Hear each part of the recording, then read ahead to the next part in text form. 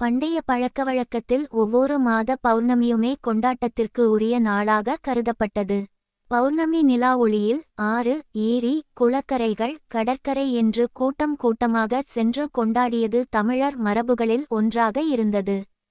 இதில் மிக முக்கியமான பௌர்ணமி ஏப்ரல் அல்லது மே மாதத்தில் வரும் சித்ரா பௌர்ணமி ஆகும். சித்திரை மாதம் பிரசித்தி பெற்ற கோவில்களில் விழாக்கள், உற்சவங்கள் உள்ளிட்டவை நடைபெறும். மதுரையில் நடக்கும் சித்திரை திருவிழா, மீனாட்சி சுந்தரேஸ்வரர் திருக்கல்யாணம் உலக பிரசித்தி பெற்ற நிகழ்வாகும். அதேபோல திருவண்ணாமலையில் சித்திரை வசந்த உற்சவம் 10 நாட்களுக்கு நடைபெறும்.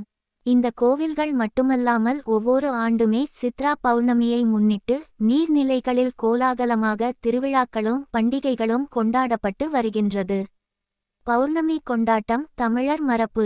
பண்டைய பழக்கவழக்கத்தில் ஒவ்வொரு மாத பௌர்ணமியுமே கொண்டாட்டத்திற்கு உரிய நாளாக கருதப்பட்டது. பௌர்ணமி நிலா ஒளியில் ஆறு, ஏரி, குளக்கரைகள், கடற்கரை என்று கூட்டம் கூட்டமாக சென்று கொண்டாடியது தமிழர் மரபுகளில் ஒன்றாக இருந்தது. இதில் மிக முக்கியமான பௌர்ணமி ஏப்ரல் அல்லது மே மாதத்தில் வரும் சித்ரா பௌர்ணமி ஆகும். சித்தர்கள் சிவனை வழிபடும் பௌர்ணமி. சித்திரை மாதத்தின் பல்வேறு சிறப்புகளில் ஒன்று திருவண்ணாமலையில் சித்ரா பௌர்ணமிக்கு கிரிவலம் செல்வதாகும்.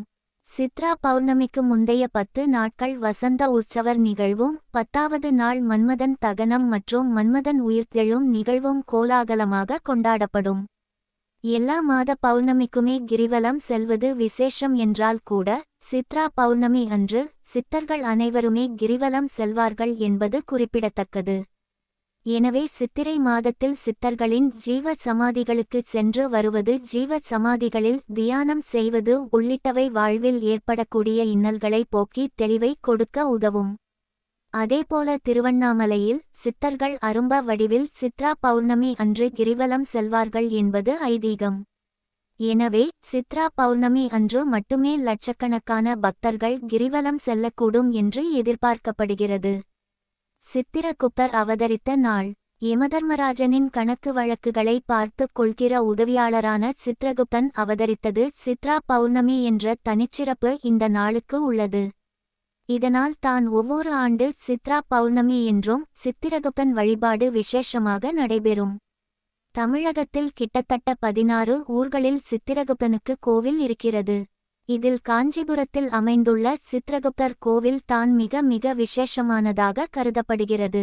சித்ரா பௌர்ணமி அன்று சித்திரகுப்தரை வீட்டில் இருக்கும் பொருட்களை வைத்து மனதார பிரார்த்தனை செய்தாலே பாவங்கள் தீரும் என்பது ஐதீகம். இஷ்ட தெய்வ வழிபாடு, குல தெய்வ வழிபாடு. சித்ரா பௌர்ணமி அன்று சித்ரான்னம் என்று சொல்லப்படும் கலந்த சாத வகைகளை செய்து பூஜை அறையில் நைவேத்தியம் செய்து உங்கள் இஷ்ட தெய்வம், குல தெய்வத்தை பிரார்த்தனை செய்யலாம்.